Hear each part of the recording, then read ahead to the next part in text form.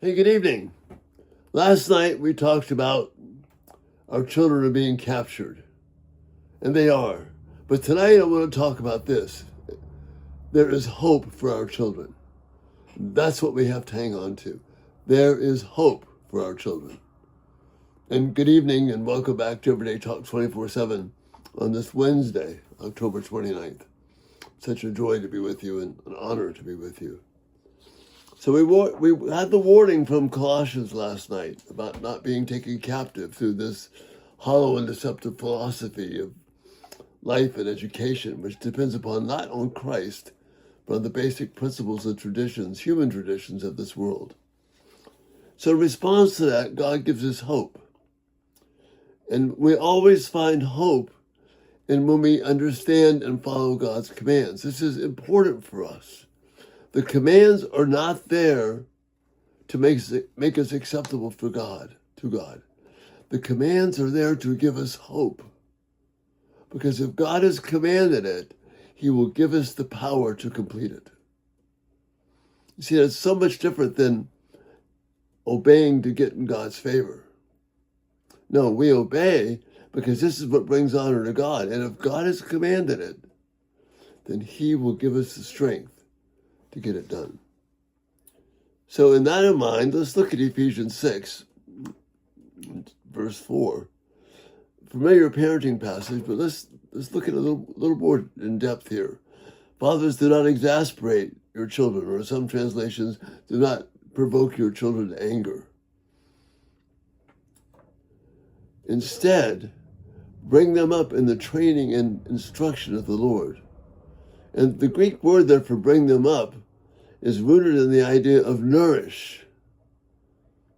So you could say, in a sense, nourish them up, encourage them. We exasperate them, we provoke them to anger when we teach them human tradition. That's what brings all the discord and the strife in childhood, in addition to their own sin, of course. But we combat that with the training and instruction of the Lord, which is to nourish our children. As we raise them, as we bring them up, we nourish them with the truth of God in that training and his instruction. See, when we teach our children ways of thinking and learning that depend on human tradition rather than on Christ, we do exasperate them. We do provoke them to anger. So what can we do? How is there hope here? How can we overcome this flood of human tradition which has washed over our children's education process? Well, the hope is God will answer his promises to us.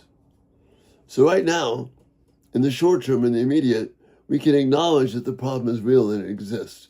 I understand that most of us don't have the resources to create a new educational model overnight.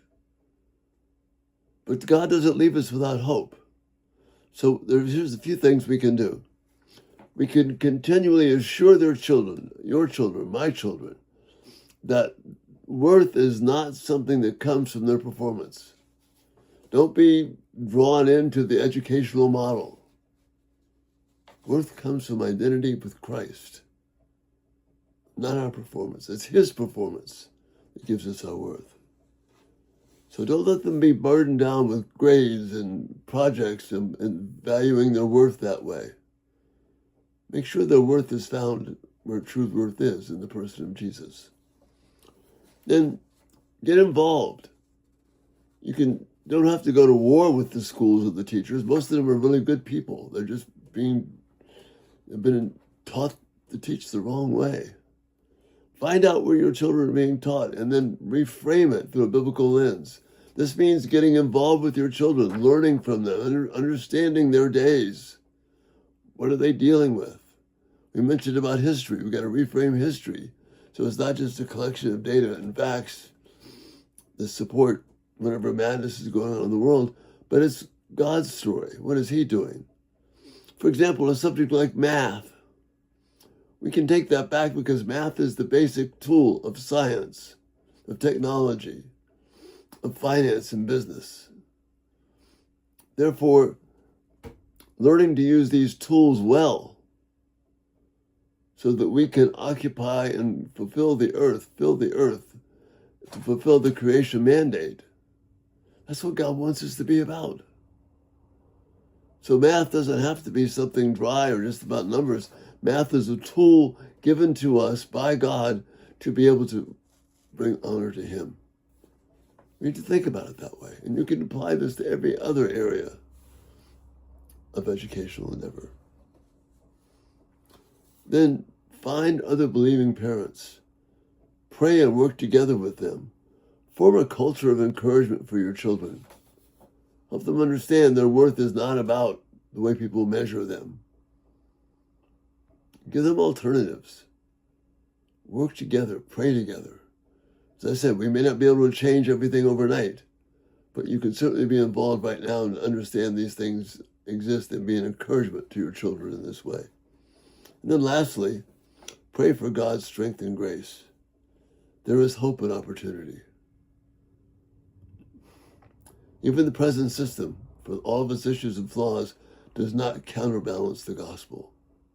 Does not counterbalance people who are given to the things of God and raising our children, who are given to heart-to-heart transmissions of truth from God's perspective.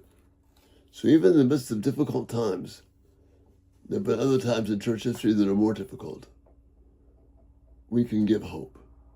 So that's what we can do in the short term. We can do more, but we can at least do those things. Now, longer term, we need to pray for leaders in education and in training who will emerge, who will focus on mastery and real life ministry. We're not about getting grades. We want to master things. We've got to rethink all of our learning in textbooks and get away from the goal of passing tests to where we really master something. Some can master it quickly, some take longer time, but that's the goal, not individual grades along the way. This is where my wife's Ruth material in developing ministering projects, which I will bring to you, in the next, Lord willing, several weeks and months, where we can see the difference between that and the normal way we do the educational stuff. We need to pray for a return to the apprenticeship type model for teaching. This is what brings about mastery. This is what allows children to really focus well. Actually hands-on doing in an apprentice type thing where they're actually involved. It's going to take time, but we can pray for that, and we can look for that. We can pray for the development of materials that teach children to see their worth as connected to their identity instead of how they perform. That's going to take time too, but we can pray for it. We can pray that God would raise people up to see the vision for that and make a real difference. I'll try and do my part here, but we can work together on this. And then lastly, we can pray for the discovery and or creation of resources that rightly teach how to follow the creation mandate in every area of learning. Make that the focus. Not just learning by doing, not just learning to my own personal goals, learning for personal fulfillment, but learning so that we can fulfill the creation mandate, be involved in true ministry of caring and giving, of caring for the planet, caring for each other in ways that bring honor to God. That's where our hope is. We've gotten off the path because we're about personal discovery for what's best for me. And what it's got to be is what's best for the bring to honor God. This may seem like it's impossible in our current climate. Humanly speaking, it is, but with God, nothing is impossible. So I don't want us to be discouraged, but I want us to see what the real problems are and then begin to take back these things so that God is the center of education, that His honor and His glory are what we live for. And that's what we teach our children. And that, brothers and sisters, God will honor that because that's His command, and He honors His commands. He gives us the strength to do them if we give ourselves to them. This is how we nourish, bring up our children in the training and instruction of the Lord. And thank you for your thoughts. Please, let's keep working on this together. And Lord willing, we'll see you tomorrow. Thank you for the privilege of being here this night. Bye-bye.